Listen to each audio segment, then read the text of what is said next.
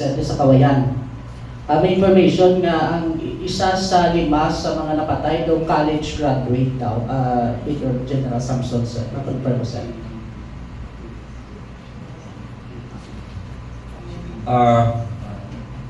Yung mga identities, ayaw namin mag-speculate actually until yung families niya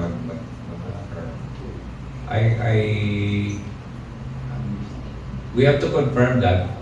Along with the other identities, di ba, maski sa Toboso, mga Piaranyo, natabo encounter, then may casualties, then we try to check it sa mga kaupod man nila sa una. But ang pinaka-accurate sila ay yung mag-claim na ang pamilya. And PNP, we tasked the PNP to assist us in forensic para to make sure na na sakto ang mga identities. There was a report about Kapoy, yung but we don't want to highlight ang kanyang very unfortunate kung sakali. But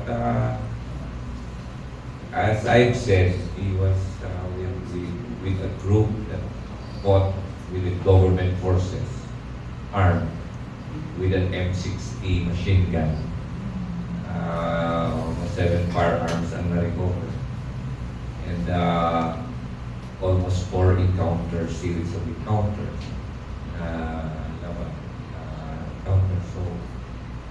So, unfortunate kung ang background niya muna, nubod.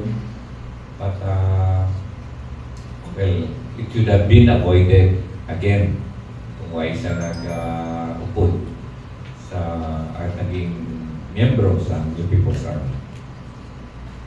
Palap na lang, sir, sa Kabilugan, sa Tuboso, may mga student involved, research daw.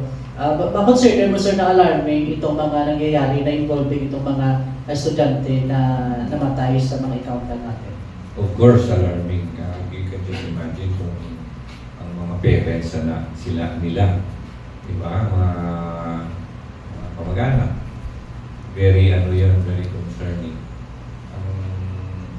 They thought na aral lang sa school, nag-eskwela, but to realize na nagaliya somewhere else, nagupod pa sa armado.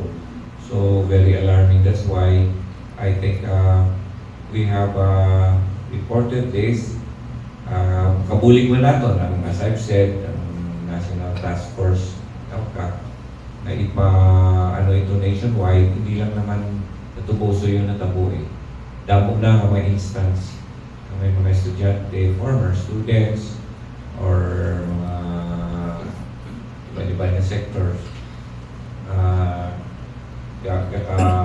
gaupod sa armado and then caught in an encounter with the government forces.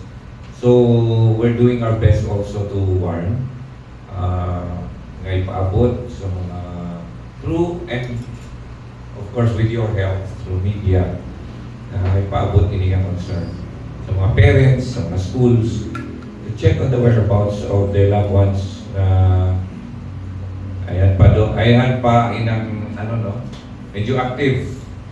How would I say that? Kasi ma-misinterpret nyo naman. Medyo active sa social issues.